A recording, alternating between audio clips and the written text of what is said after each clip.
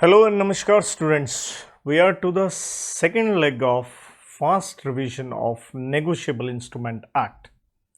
Students, if you can recall earlier we have done revision till chapter number 5 till section number 77. So that means almost the half part. So let's start with the second leg. भाई बहुत fast तो करना ही पड़ेगा, इतने सारे sections लिखने हैं. So this is chapter number 6. तो चैप्टर नंबर जो 6 है बच्चों, छोटा सा चैप्टर है. ये कहता है नेगोशिएबल इंस्ट्रूमेंट की आपने करनी है जी पेमेंट. तो कब करनी है, कैसे करनी है, और अगर कोई इंटरेस्ट वगैरह है तो उसको हम कैसे मैनेज करेंगे. वेरी स्मॉल चैप्टर, 78 से 81 तक. तो बच्चों सेक्शन नंबर 78, 79, 80 एंड 81 छोटे छोटे सेक्शन है but they are quite good enough. तो 78 कहता है पेमेंट आपने किसको करनी है. Payment to whom. तो नेचुरल है पेमेंट आप करोगे होल्डर को, और नेचुरल है कौन करेगा, पार्टी प्राइमरली जो है, जिसकी प्राइमरी क्या है, लायबिलिटी है, वो करेगा. नॉर्मल सा लॉ है. 79 बात करता है रेट ऑफ इंटरेस्ट की, जहां रेट क्या है, स्पेसिफाइड है. तो ठीक है, आप ब्याज दे दो जो जितना बताया गया है. किसके ऊपर दोगे, नेचुरल है, ऑन प्रिंसिपल अमाउंट के ऊपर दोगे.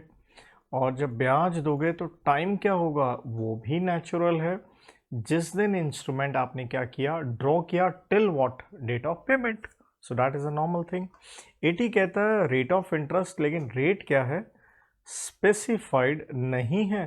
तो हम कितना लेंगे, 18% पर एनम. बाकी सारी चीजें क्या रहेंगी, 79 वाली ही. 81 कहता है पैसे कब देगा पार्टी प्राइमरली लायबल. पेमेंट जब आप नेगोशिएबल इंस्ट्रूमेंट उसे क्या करोगे, शो करोगे. साथ में 81 कहता है एंड ऑन पेमेंट, जैसे ही पेमेंट हो गई आपने नेगोशिएबल इंस्ट्रूमेंट क्या कर देना है, पार्टी प्राइमरली लायबल को डिलीवर कर देना है. मतलब शो करोगे तो ही पैसे अगला देगा, और पैसे मिलने के बाद आप उसको डिलीवर कर दीजिए. और अगर आप नहीं दे पा रहे हैं, इंस्ट्रूमेंट गुम वगैरह गया, तो आपको इंडेमनिटी बॉन्ड देना पड़ेगा. वो तो आपकी अब गलती है. सो ये यहां पे चैप्टर समाप्त होता है. We move to chapter number 7. तो बच्चों चैप्टर नंबर 7 में आता है डिस्चार्ज फ्रॉम लायबिलिटी. आप अपने लायबिलिटी से कब बच सकते हैं. And this is section number 82 से 90 तक. 82 से 90 तक.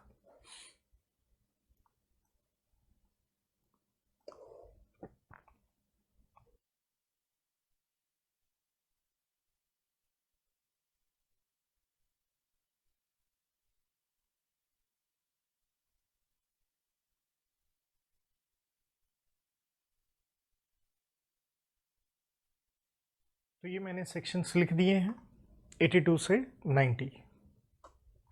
Let's check out. तो 82 क्या कहता है, सबसे पहले 82 कहता है डिस्चार्ज फ्रॉम लायबिलिटी की बात करता है. आप डिस्चार्ज 3 चीज़ों से हो सकते हो. कैंसलेशन, आपका नाम इंस्ट्रूमेंट में से काट दिया गया है.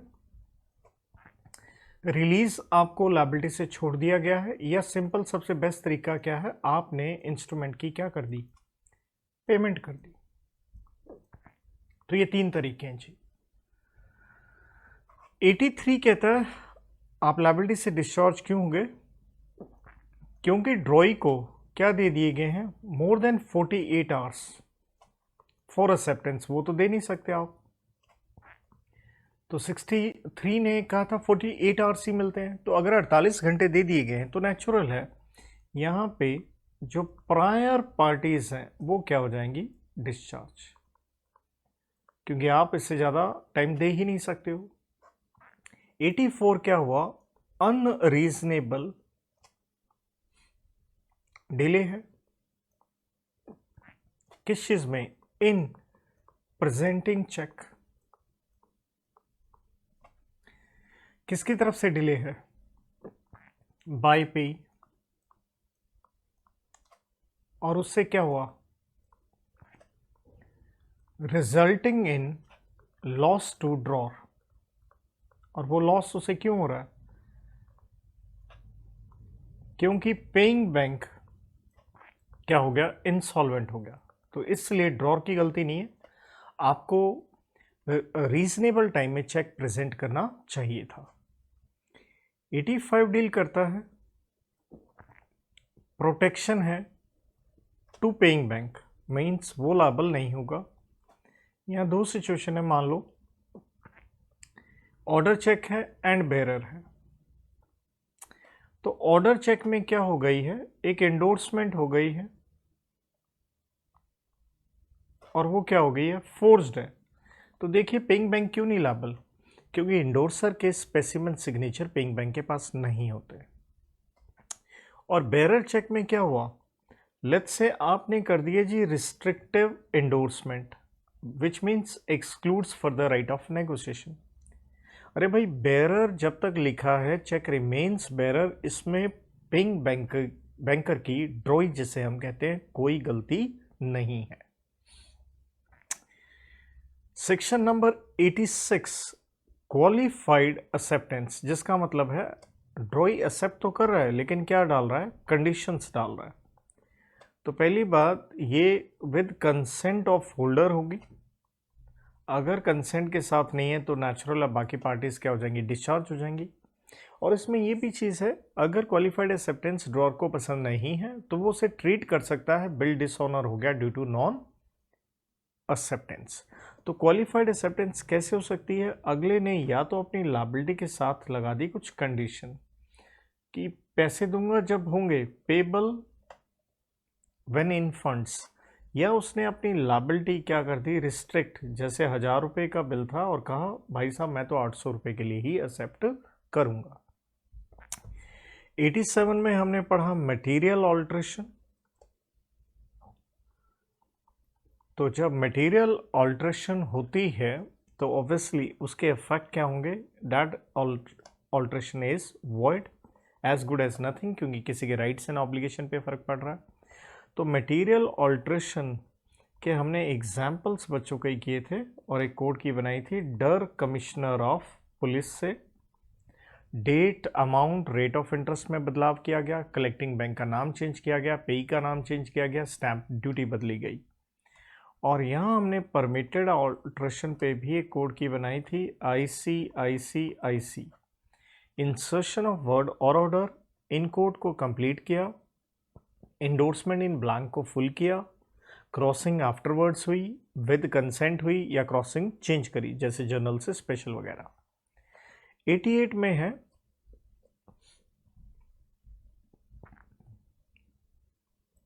कोई पहले से ही ऑल्ट्रेशन है, प्रीवियस ऑल्ट्रेशन मतलब ऑल्ट्रेशन हो गई पहले से, तो उसके बाद होती है एक्सेप्टेंस। इसलिए हमने कहा एक्सेप्टर एंड इंडोर्सर को शॉर्ट में लिख रहा हूं, ये क्या होंगे? लायबल होंगे, क्योंकि अगर इनसे पहले ही ऑल्ट्रेशन हुई पड़ी है तो इन्होंने तो बाद में एक्सेप्ट किया है, या इंडोर्सर ने क्या करी है? इंडोर्समेंट करी है, तो वो अपनी सब्सिक्वेंट पार्टी की तरफ क्या रहेगा? लायबल रहेगा। 89 में क्या है? ऑल्ट्रेशन नॉट अपेरेंट, मतलब ऑल्ट्रेशन नजर नहीं आ रही। तो हमने कहा था paying bank will be discharged, जैसे 500 रुपये के आगे ओनली लगाना चाहिए, फिगर्स में उसके आगे स्लैश वगैरह लगाना चाहिए, आपने नहीं किया तो पेइंग बैंक डिस्चार्ज हो जाएगा।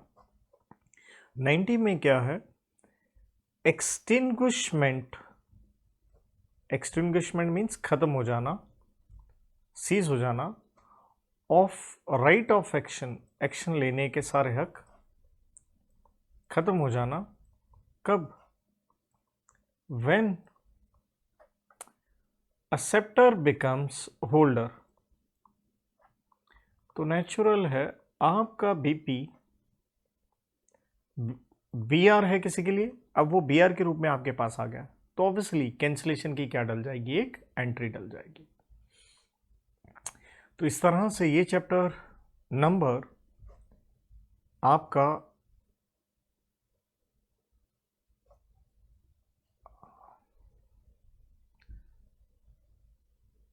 7th बेटा फिनिश होता है and we move to chapter number 8 और चैप्टर नंबर जो 8 आता है वो आता है डिसऑनर के ऊपर, या यूं कह लीजिए मेनली नोटिस ऑफ डिसऑनर। और यहाँ सेक्शन 91 से लेके ये जाता है 98 तक। तो सेक्शन 91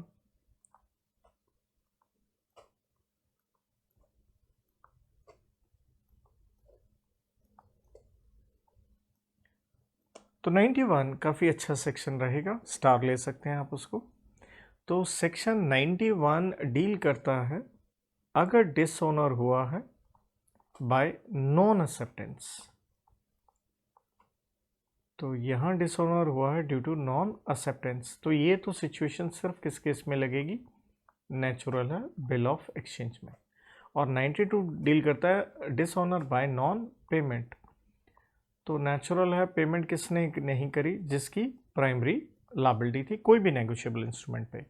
तो डिसऑनर बाय नॉन एक्सेप्टेंस ये सिचुएशन कब आती है, हमने यहाँ कुछ पॉइंट्स बनाए थे और जिसको याद रखने का तरीका मैंने सेक्शन के हिसाब से दिया था, 17, 26, 34, 63, 76 एंड 86, 6 पॉइंट बताए थे आपको। एंड द बेस्ट तरीका वो सेक्शन वाइज। तो हमने कहा था डिसऑनर बाय नॉन एक्सेप्टेंस, तो हमने 17 जिसमें हमने पढ़ा था एम्बिगुअस इंस्ट्रूमेंट।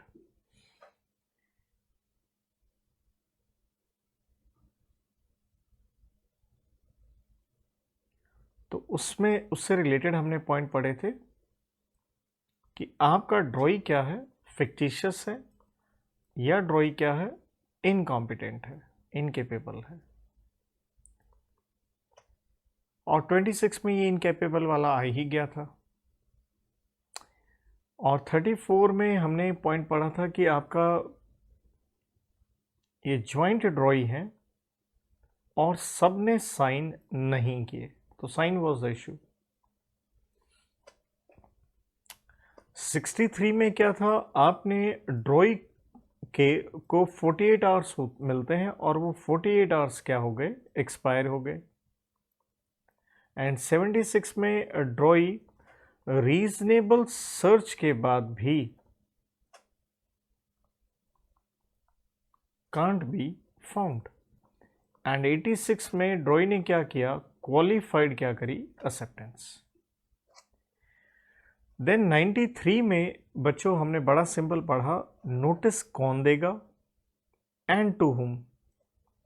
तो ये हर जगह सेम ही आंसर आएगा, ऑब्वियसली होल्डर देगा नोटिस, क्योंकि डिसऑनर उसके यहाँ हुआ है। किसको देगा, नॉर्मली तो आप कह लीजिए प्रायर पार्टी, या यूं भी कह सकते हैं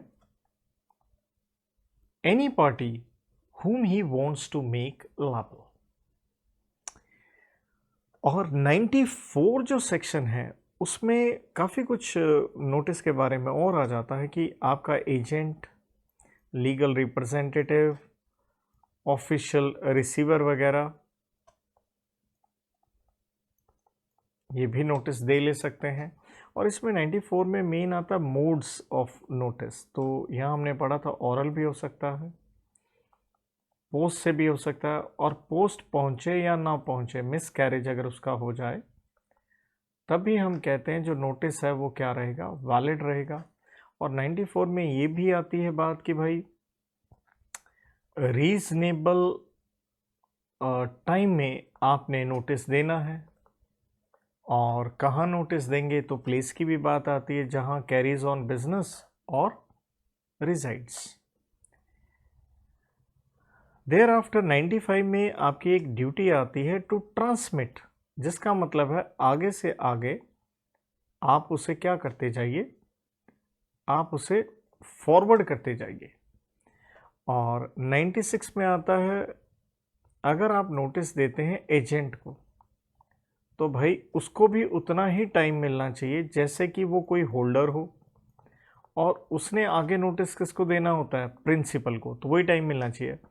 और फिर इसमें आगे बात ही प्रिंसिपल को भी टाइम फर्दर लाइक पीरियड का मिलना ही चाहिए। तो मतलब कहने का हो गया कि एजेंट को भी एक टाइम से रिलेटेड एक सेपरेट पर्सन ही लेके चले, नॉर्मल जिनको जो टाइम मिलता है उसको भी वही मिले। देन आपने नोटिस दे दिया टू डेड पर्सन, क्या ये वैलिड होगा? जी वैलिड होगा अगर डेथ का पता नहीं है, valid if ignorant of death.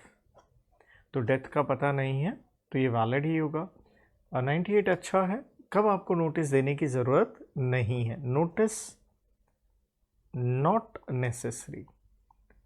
तो इसमें कई सिचुएशन हमने पढ़ी कि जब जिसको नोटिस देना है उसने ही क्या किया, डिस्पेंस, डिस्पेंस का मतलब है वेव कर दिया अपना राइट, जिसे हम कहते हैं फैकल्टेटिव एंडोर्समेंट, या जिसको नोटिस देना है उसको ऐसा कोई लॉस ही नहीं हो रहा है, या काउंटर मैंडेड पेमेंट, वो स्टॉप पेमेंट वगैरह करा दिए तो सबको वैसे ही पता है। एक्सीडेंटल ओमिशन भी आ सकता है इसमें कि हालात ऐसे हैं कि हम नोटिस दे ही नहीं पाए। ड्रॉर एंड ड्रॉई क्या है, सेम पर्सन है। या जैसे चेक वगैरह के केस में लेके चलें, आपको मालूम है आपके अकाउंट में पैसे नहीं हैं तो पता ही है आपको, और जिसको चेक दिया उसको पैसे नहीं मिले उसको भी पता है और बैंक को भी पता है। तो यहाँ के चैप्टर नंबर 8 होता है फिनिश, एंड चैप्टर नंबर 9 पे चलते हैं तो हमें नज़र आता है नोटिंग एंड प्रोटेस्ट। तो इसको मैं कहता हूँ आप ज़्यादा नहीं भी सेक्शन वाइज जाना है तो इजी चल सकते हैं। सेक्शन 99 से 100, तो मेन है नोटिंग आ जाता है 99 में, और प्रोटेस्ट में अगर आप कहें 100 से लेके 104 रादर 104A तक। और अगर मैं 104 की पहले बात कहूँ, ये हमने पढ़ा था फॉरेन इंस्ट्रूमेंट के केस में प्रोटेस्ट क्या होता है, कंपल्सरी। तो बेसिकली दोनों में है ही क्या, दोनों में अगर हम देखते हैं तो भाई साहब एक फैक्ट ऑफ डिसऑनर है और उसको आप क्या करते हैं, नोटिफाई करते हैं। और प्रोटेस्ट में वो थोड़ा फॉर्मल नेचर का हो जाता है, उसमें आपको क्या मिल जाता है, एक सर्टिफिकेट मिलता है। नेचुरल है, ये सारे काम आप कहाँ से करवाते हैं, नोटरी पब्लिक से, जो कि लाइसेंस्ड एडवोकेट है जो सर्टिफाई करेगा, ऑथेंटिकेट करेगा ये डॉक्यूमेंट्स। तो बेसिकली इसका मेन पर्पस क्या है, ये कोर्ट में एक बहुत अच्छा आपके लिए क्या बनते हैं, एक एविडेंस बनता है कि हाँ जी डिसऑनर हो गया और हमने इंस्ट्रूमेंट क्या किया था, पेश किया था। और ये काम करवाएगा कौन, बाय होल्डर ही करवाएगा। और ऑब्वियसली इसके ऊपर क्या लगते हैं, चार्जेस तो लगेंगे ही, और अल्टीमेटली जो पार्टी लायबल है उससे आप चार्जेस वो निकलवा भी नेचुरल है उसी से लेंगे। इसमें एक खूबसूरत चीज़ आती है, प्रोटेस्ट फॉर बेटर सिक्योरिटी। यहाँ क्या होता है कि अभी मेच्योरिटी नहीं हुई है इंस्ट्रूमेंट की, तो before maturity as a holder आपको पता चलता है जो एक्सेप्टर है या तो वो हो गया जी इंसॉल्वेंट, या फिर उसका जो क्रेडिट है, उसकी जो मार्केट में रेपुटेशन है, क्रेडिबिलिटी जो है, पब्लिकली इम्पीच, मतलब लोगों का उसके ऊपर विश्वास नहीं रहा, डिफॉल्टर टाइप आदमी ये हो गया है। तो इसलिए आप एज ए होल्डर अप्लाई कर सकते हो नोटरी पब्लिक के पास कि जनाब मुझे क्या दिलवाई जाए, एक बेटर सिक्योरिटी दिलवाई जाए। तो उसके लिए you can take this certificate for protest for better security. तो बच्चों इसके बाद चैप्टर नंबर 10 ये आता है रीजनेबल टाइम के ऊपर, और इसको भी आप ये 99 से यहाँ 104 देखिए नीचे लिख दिया था, यहाँ 100 लिखा रह गया क्योंकि प्रोटेस्ट मेनली 100 में है। तो रीजनेबल टाइम के ऊपर 3 सेक्शन है 105 से 7 तक। तो 105 सिंपली ये कहता है रीजनेबल टाइम में आप एक्सक्लूड कर दो पब्लिक हॉलीडे, वो रीजनेबल टाइम में हम इंक्लूड नहीं करेंगे। एंड 106 कहता है, हमने क्योंकि नोटिस ऑफ डिसऑनर में कहा था एक रीजनेबल टाइम होना चाहिए, तो रीजनेबल टाइम जब आप देते हैं नोटिस ऑफ डिसऑनर तो वो रीजनेबल टाइम क्या होगा। तो अगर मैं इसे अच्छे से आपको बताऊं तो देखो इसमें 2 सिचुएशन हो सकती हैं। 2 सिचुएशन ये है, नोटिस देना तो होल्डर ने है और देना किसको है, ऑब्वियसली जिस पार्टी को आप लाबल करवाना चाहते हैं या प्रायर पार्टी कह लीजिए। कहते if holder and party to whom notice to be given, जिसको आप नोटिस देना चाहते हैं।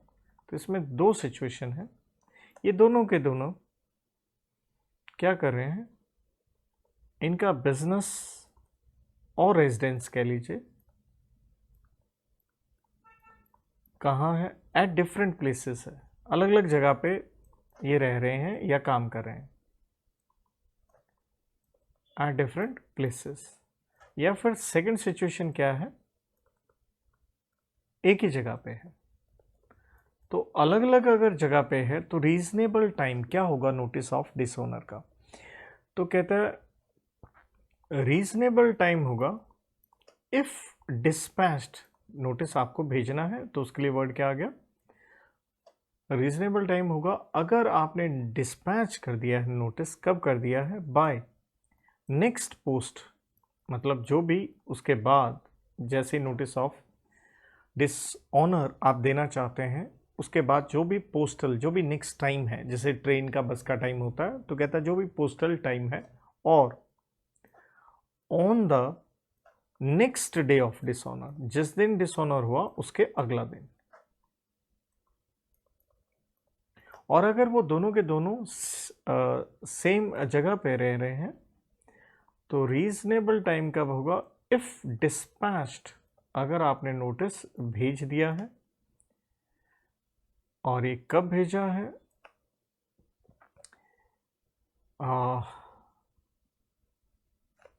यूं कह लीजिए in time to reach its destination, मतलब जहां भेजना था आपने इन टाइम भेज दिया ताकि वो इस दिन मिल जाए, किस दिन मिल जाए, on the day next after the day of dishonour. तो यहां दरअसल सेम जगह अगर आप रहते हो तो यहां मेन बात होती है कि पहुंच जाना चाहिए, कब पहुंच जाना चाहिए, जिस दिन डिसऑनर हो गया उसके अगले दिन। जबकि आप अलग अलग जगह रह रहे तो हम कह रहे हैं जिस दिन डिसऑनर हो गया उसके अगले दिन भेज दो, पहुंचने की बात नहीं हुई, that is the main difference. And 107 कहता है रीजनेबल टाइम अगर आपने क्या करना है, नोटिस ऑफ डिसऑनर ट्रांसमिट करना है, वो फॉरवर्ड आगे से आगे, तो कह लीजिए इसका आंसर क्या है, सेम एज 106, सेम वही रहेगा ट्रांसमिट वाले पे भी। तो ये छोटा सा चैप्टर नंबर 10 यहाँ समाप्त होता है। एंड इसके बाद चैप्टर नंबर 11 आता है बच्चों, और इसमें आती हैं 3 चीज़ें। तो एक है एक्सेप्टेंस एंड पेमेंट। तो एक्सेप्टेंस तो बिल ऑफ एक्सचेंज में होगी, पेमेंट हर जगह होगी, लेकिन मेन चीज़ है यहाँ फॉर ऑनर। तो इसका मतलब है कोई थर्ड पार्टी आपका मान सम्मान रखते हुए एक्सेप्ट कर रही है या पेमेंट कर रही है। साथ में इस चैप्टर में एक चीज़ और आती है, ड्रॉई इन केस ऑफ नीड। तो यहाँ अगर आपने सेक्शंस को इजी वे में लेके चलना है तो आप सिंपल ये लेके चल सकते हैं, जो एक्सेप्टेंस फॉर ऑनर है ये वाला हिस्सा, इसको आप ले लीजिए सेक्शन 108 से 112 तक, एंड पेमेंट फॉर ऑनर वाले हिस्से को आप ले लीजिए 113 and 114, and ड्रॉई in case of need 115 and 116 की इंडिविजुअली सेक्शन के झंझट में अगर ना डलें तो मीनिंग आप सबको पता होगा, ऑनर का मतलब ये हो गया कोई थर्ड पार्टी एक्सेप्ट कर रही है या पेमेंट कर रही है। तो भाई अगर आप एक्सेप्ट कर रहे हैं, एज ए स्ट्रेंजर कर रहे हैं, एक्सेप्ट किया, लायबिलिटी तो आपकी बनेगी। आप एक्सेप्ट जब कर रहे हैं तो नेचुरल है साइन तो करोगे, तो इसलिए हम कहते हैं राइटिंग में करोगे आप। और किसके लिए एक्सेप्ट कर रहे हो? जिसके लिए, कोई ज़रूरी नहीं है ड्रॉर हो, कोई और भी आदमी हो सकता है जैसे इंडोर्सर, तो उसका नाम आप क्या करें, आप मेंशन करें। लेकिन अगर आप मेंशन नहीं करेंगे नाम, तो हम प्रज्यूम करेंगे ये आपने एक्सेप्ट किया है किसके लिए, ड्रॉर के लिए किया है। और आपकी लायबिलिटी तो है, ऑब्लिगेशन तो है, आपको पैसे तो भरने ही पड़ेंगे। And then payment for honour, same answer आ गया। नो डाउट, बस यहाँ पे आपका एक राइट नेचुरल है, किसी की ऑनर में आपने पेमेंट करी है तो आपका राइट क्रिएट होता है कि आप उससे पैसे की क्या कर सकते हैं, रिकवरी कर सकते हैं। और ड्रॉई इन केस ऑफ नीड का मतलब क्या हो गया, ये एक एडिशनल ड्रॉई है जिसका नाम ड्रॉर ने लिख दिया क्योंकि उसे शायद डाउट था कि जो मेन ड्रॉई है मे बी वो क्या ना करे, एक्सेप्ट ना करे, तो जस्ट आपने उसका क्या किया, नाम लिख दिया। तो यहाँ पे 116 ये कहता है, तो जो ड्रॉई इन केस ऑफ नीड है ना, वो एक्सेप्टेंस भी करेगा एंड पेमेंट भी करेगा। तो प्रोटेस्ट की ज़रूरत नहीं है, जिसका मतलब हो गया वही नोटिंग करवाना विदाउट प्रोटेस्ट, कि अगर मेन ड्रॉई ने एक्सेप्ट या पेमेंट नहीं करी तो ऑब्वियसली आप एडिशनल ड्रॉई हो, you have to make the payments. Chapter number 12 आता है बेटा, ये आता है आपका कॉम्पनसेशन के रूल्स के ऊपर। देखो जी, सीधी सी बात है, एक ही सेक्शन का ये कॉन्सेप्ट है और this is section 117। Compensation rules किस बात के, तो एज आई सेड, सीधी सी बात, भाई डिसऑनर हुआ है, कोई भी नेगोशिएबल इंस्ट्रूमेंट हुआ है, तो अगले को पैसे तो मिलने ही चाहिए। पैसों के साथ सीधी सी बात है, उसके जितने जो चार्जेस हैं वो भी मिलने चाहिए, जो डिले हुआ है उसके ऊपर इंटरेस्ट वगैरह भी मिलना चाहिए। तो बस simple compensation rules. Then chapter number 13 बच्चों, ये है रूल्स ऑफ एविडेंस के ऊपर। तो यहाँ हमने कुछ प्रिजम्पशंस ली थी, उसी के ऊपर आएगा ये 118 से लेके 122 तक। तो 118 एंड 19 में याद कीजिए, यहाँ हम कुछ प्रजम्पशन लेते थे। प्रजम्पशन का मतलब है पहले से ही कोई चीज़ मान के चल रहे हैं लोग। यहाँ पे भी प्रजम्पशन है, यहाँ प्रजम्पशन किस चीज़ से रिलेटेड है और यहाँ किस चीज़ से रिलेटेड है। यहाँ प्रजम्पशन है एज टू प्रोटेस्ट, वही डिसऑनर पे। और 118 में प्रजम्पशन कई चीज़ों से रिलेटेड है। हम हमेशा मान के चलते हैं कि कॉन्सिडरेशन तो पक्का है इन फेवर ऑफ होल्डर, जो डेट्स लिखी हैं वो भी सही लिखी हैं ट्रांसफ़र वगैरह की, जो ऑर्डर ऑफ इंडोर्समेंट है भाई वो भी जो जिसमें वो अपीयर कर रहा है वही होगा। प्लस इसमें हम कहते हैं एवरी होल्डर इज HDC, हम उसे मान के चलेंगे वो होल्डर इन ड्यू कोर्स है। और प्रिजम्पशन एज टू प्रोटेस्ट का मतलब क्या है, अगर आपने प्रोटेस्ट करवाया है तो नेचुरल है उसका आपके पास सर्टिफिकेट होता है। तो कोर्ट हमेशा मान के ये चलता है कि भाई अगर प्रोटेस्ट है तो कोर्ट क्या प्रिज्यूम करेगा कि ऑब्वियसली इंस्ट्रूमेंट क्या हुआ है, डिसऑनर हुआ। दैट इज 119 एंड 120, 121, 122 अगर आप रिकॉल करें, ये तीनों स्टॉपल पे वर्क किया करते थे। स्टॉपल मतलब to stop someone from denying the fact, तो इसलिए वो एविडेंस है HDC की फेवर में होते थे। 120 पे स्टॉपल किसके अगेंस्ट लगता था, ये कह लीजिए मोटा मोटा कहें तो पार्टी जो क्या है प्राइमरी लायबल है, वो आप तीनों इंस्ट्रूमेंट में तो जानते हो। साथ में वैसे 120 में ड्रॉर के ऊपर भी था, और ये अगेंस्ट था प्रोमिसरी नोट में maker plus bill of exchange में एक्सेप्टर के अगेंस्ट। और 122 स्टॉपर लगाता है एंडोर्सर के अगेंस्ट। अब रीजंस क्या है, रीजंस भाई यहाँ 120 में ही था, ये डिनाई कर रहे थे ओरिजिनल वैलिडिटी ऑफ इंस्ट्रूमेंट। तो ये डिनाई नहीं कर सकते हैं क्योंकि इन्हीं लोगों ने इंस्ट्रूमेंट बनाया है। और 121 में इनके खिलाफ क्यों लगा डिनाइंग, ये डिनाई कर रहे थे कैपेसिटी ऑफ पे टू इंडोर्स। तो देखिए अगर आप पेई हैं तो नेगोशिएबल इंस्ट्रूमेंट है तो हर कोई इंडोर्स कर सकता है, और हमने 26 में पढ़ा माइनर भी कर सकता है, तो कैपेसिटी के ऊपर क्वेश्चन नहीं कर सकते। और ये बंदा क्या कर रहा है, denying signature and capacity of prior parties. तो भाई साहब आप इंडोर्सर हैं, आपने इंडोर्समेंट करी है, तो पुराने प्रायर पार्टीज वाली चीज़ें हमें क्यों सुना रहे हो। अगर डिसऑनर हो गया एज ए इंडोर्सर आप क्या हैं, लायबल हैं, आपको पैसे भरने पड़ेंगे। तो इसके बाद बच्चों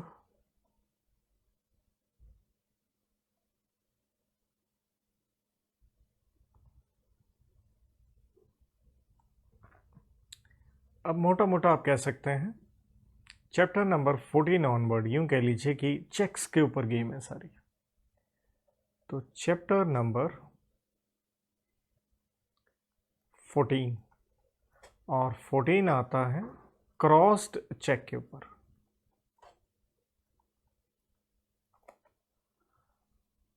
तो क्रॉस चेक के ऊपर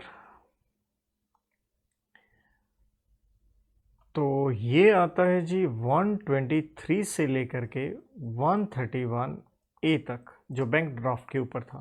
अगर बैंक ड्राफ्ट की बात करें तो भाई 85 ए सेक्शन एक बनता है, ये था बैंक ड्राफ्ट के ऊपर। ये ए वाले मुझसे स्किप हो जाते हैं। तो बैंक ड्राफ्ट क्या होता था, it's an order drawn by one branch of bank over the another branch. तो सेम ही बैंक है ट्रांसफर ऑफ पेमेंट के लिए। सो बच्चों 123 4 5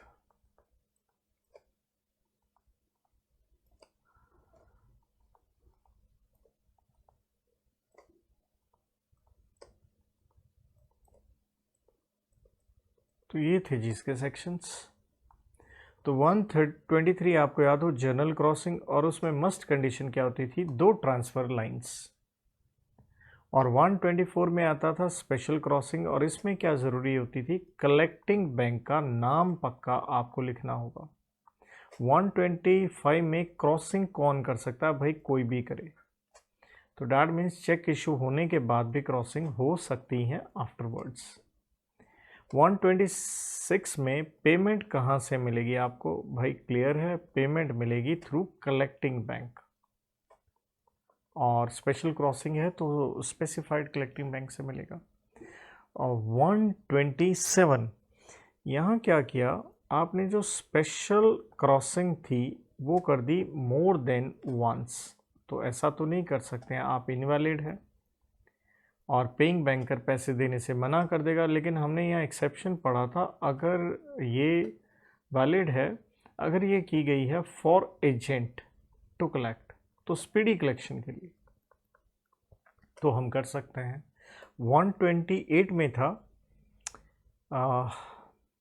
इसे आप यूं कह सकते हैं प्रोटेक्शन टू पेइंग बैंकर है।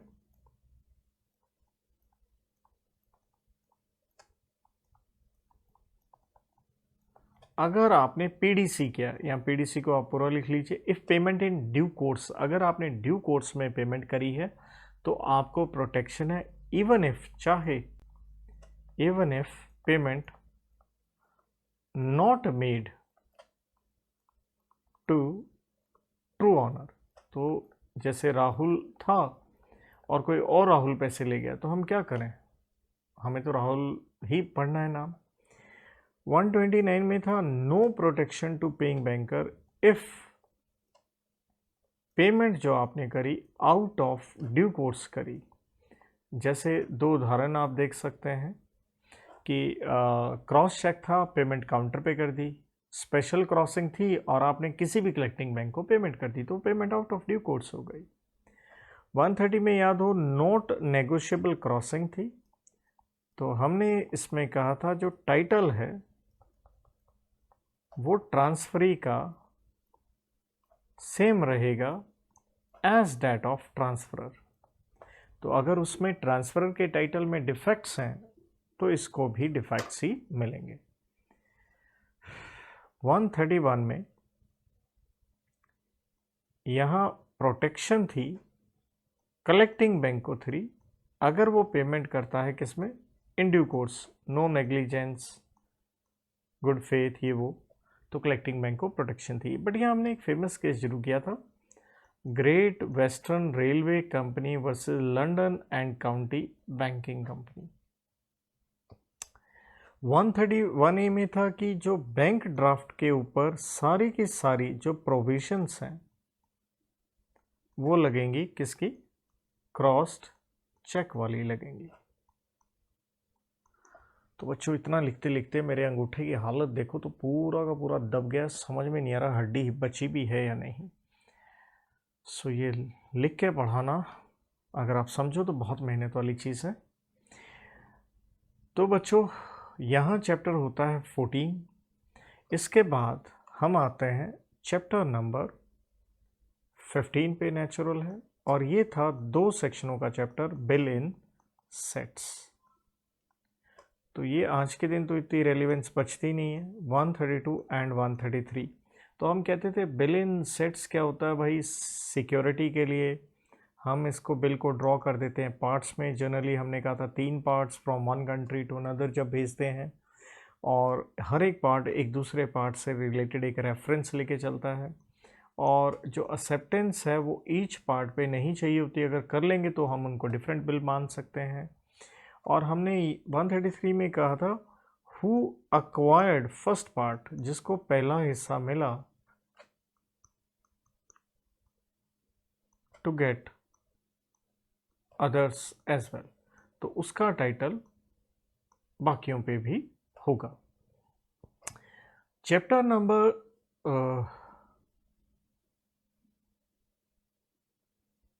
16 ये नॉर्मली हम लोग नहीं पढ़ते हैं क्योंकि ये है इंटरनेशनल लॉ के ऊपर,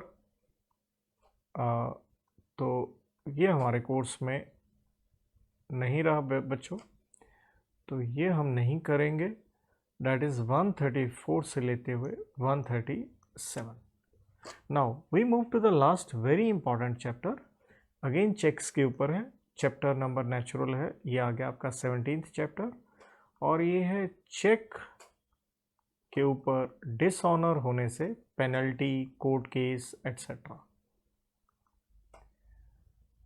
तो यहाँ पे famous section 138, one of the very important one,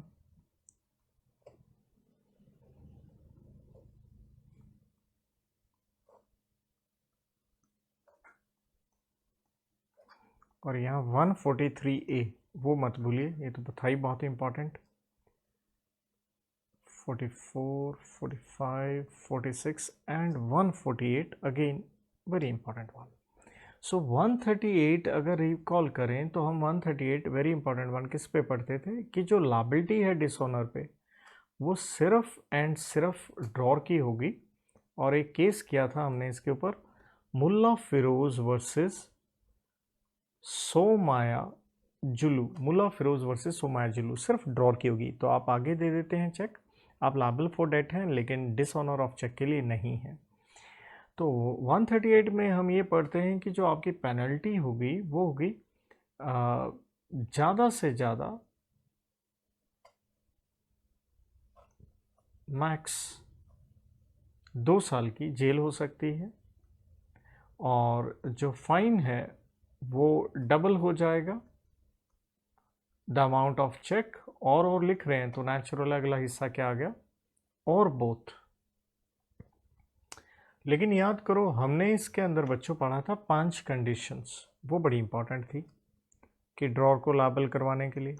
एक हमने कहा था भाई साहब होनी चाहिए कंसिडरेशन इज मस्ट, नंबर 2 वजह क्या होनी चाहिए, इनसफिशिएंसी ऑफ फंड्स, उसके अंदर ले लिए थे हमने 3 चीज़ें, stop payment, closer and wrong signature. तीसरा आपने प्रेजेंटेशन करनी है वैलिडिटी पीरियड में, और वो होता है 3 महीने, can be presented again and again, but cause of action arises for one offence. एक केस किया था सदानंद भादरन वर्सेस माधवन सुनील कुमार। देन हमने चौथी कंडीशन ये पढ़ी थी कि भाई आप क्या कीजिए, ड्रॉर को नोटिस दे दीजिए और वो कितने दिन में दे दीजिए, 30 दिन के भीतर भीतर, जिस दिन आपको बैंक से डिसऑनर का नोटिस प्राप्त हो गया। और पांचवा पॉइंट था कि फेलियर है, ड्रॉर के द्वारा फेलियर है कि नोटिस मिलने के 15 दिन हो गए हैं और उसने आपको पैसे नहीं दिए, तो हम कोर्ट में उसके खिलाफ जाएंगे एंड कार्रवाई करेंगे। तो 139 में हम पढ़ते हैं कॉन्सिडरेशन जो है बिल्कुल 118 की तरह प्रज्यूम्ड, हम मान के चलते हैं कि कॉन्सिडरेशन प्रज्यूम्ड है किसकी फेवर में, इन फेवर ऑफ होल्डर, तो उसके फेवर में हम प्रज्यूम करते हैं। एंड 140 में हम क्या कहते हैं, नो एक्सक्यूज, कोई एक्सक्यूज नहीं है किसके लिए, to drawer to believe that the cheque will dishonour, तो ये कोई एक्सक्यूज नहीं है कि चेक क्या हो जाएगा, डिसऑनर हो जाएगा। 141 था अगर ऑफेंस किया है कंपनीज ने, तो हमने कहा था यहाँ सिर्फ कंपनी नहीं, बॉडी कॉरपोरेट भी है, एसोसिएशन ऑफ इंडिविजुअल भी है, फर्म वगैरह भी है, तो हमने कहा था दोनों की लायबिलिटी हो जाएगी, बोथ ये कंपनी एंड पर्सन्स इंचार्ज। तो इंचार्ज कोई भी हो सकता है, कंपनी के केस में डायरेक्टर होते हैं, फर्म में पार्टनर, एओआई में मेंबर वगैरह, बट हमने कहा था ये पर्सन्स इंचार्ज बच सकते हैं। दो डिफेंसेस हमने कहे थे कि अगर कोर्ट में ये साबित करें कि विदाउट इनकी क्या है, नॉलेज है, एंड नंबर 2 था दे एक्सरसाइज ड्यू डिलीजेंस, डिलीजेंस का मतलब केयर। यहाँ पे एक खूबसूरत चीज़ और थी, वो ये था कि एग्जम्पशन फ्रॉम लायबिलिटी था, और ये एग्जम्पशन फ्रॉम लायबिलिटी मिलता है नॉमिनी डायरेक्टर्स, किसके, सरकार के, नॉमिनी डायरेक्टर्स गवर्नमेंट के या financial institutions owned by government. और नेचर ऑफ लायबिलिटी क्या थी, जॉइंट एंड सेवरल थी। 142 में दो सबसेक्शन आते हैं, 1 एंड 2। तो 1 में हम बात करते हैं कोग्निजांस ऑफ ऑफेंस, जिसका मतलब है कौन सी कोर्ट में केस चलेगा, एंड ज्यूरिस्डिक्शन कौन से एरिया की।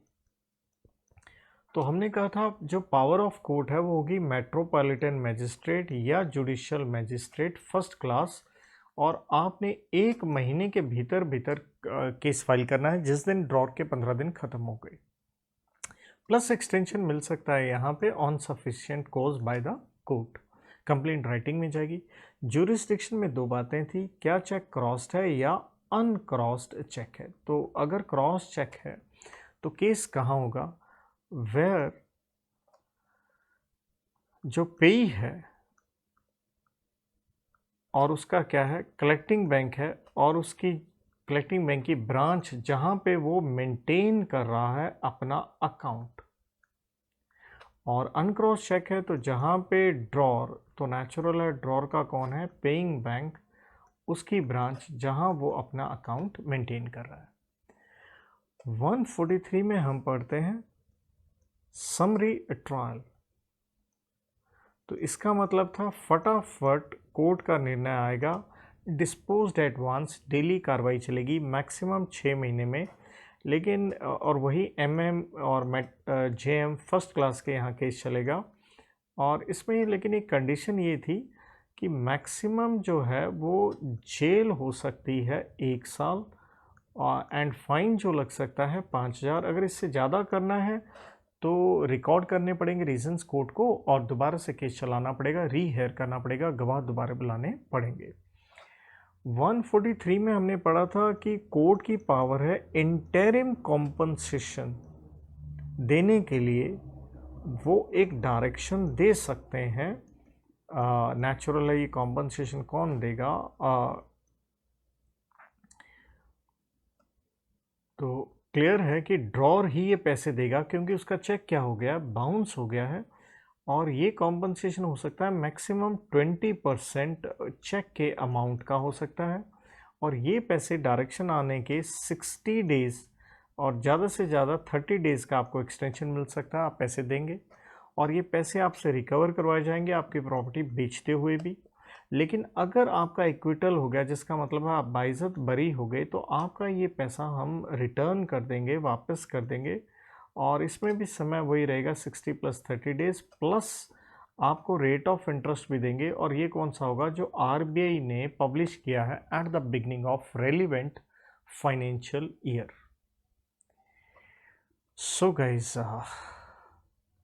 144, देखिए कोर्ट में केस चल रहा है तो समन्स आएंगे कोर्ट की तरफ से, तो कोर्ट समन्स तो भेजेगी आपको, तो आने दीजिए। 145 में जब कोर्ट में केस चलेगा तो एविडेंस जो है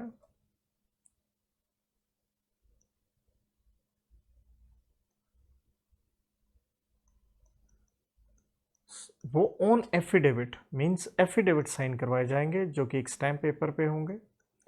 और 146 में, अच्छा यहाँ 147 बीच में लिखा नहीं हुआ, 146 में क्या था, ये जो बैंक में जब आप जाते हैं तो इसकी जो स्लिप आप भरते हैं तो ये एक एविडेंस है।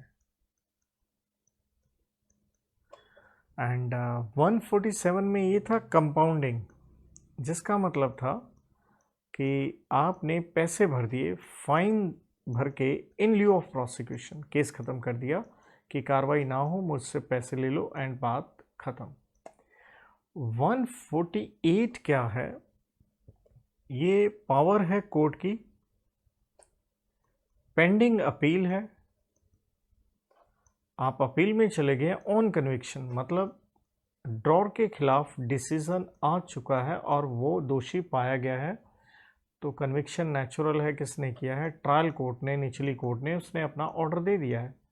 तो इस दौरान अपीलेट जो कोर्ट है जहां आपने अपील की है, तो बच्चों उसकी पावर है, वो क्या दे सकती है, एक ऑर्डर दे सकती है कि आप डिपॉजिट करवाओ कोर्ट के पास पैसे कितने, जो ट्रायल कोर्ट ने आपके ऊपर फाइन इम्पोज किया था 138 सेक्शन में, और उसका कम से कम कितना, मिनिमम 20%, और ये इन एडिशन टू होगा जो 143A में क्या था, इंटरिम कॉम्पनसेशन था। और आपको ये डिपॉजिट सेम 143A की तरह 60 + 30 डेज के एक्सटेंशन में करवाने पड़ेंगे।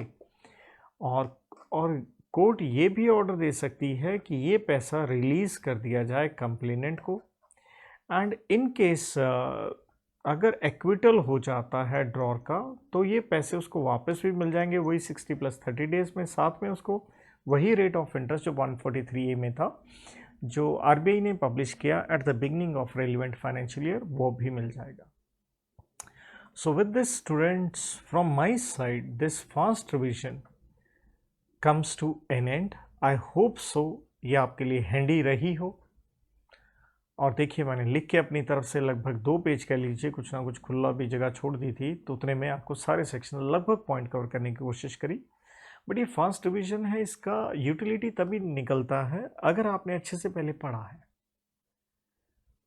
राइट। सो यहाँ पे मैं ये क्लास समाप्त करता हूँ। नमस्कार एंड धन्यवाद।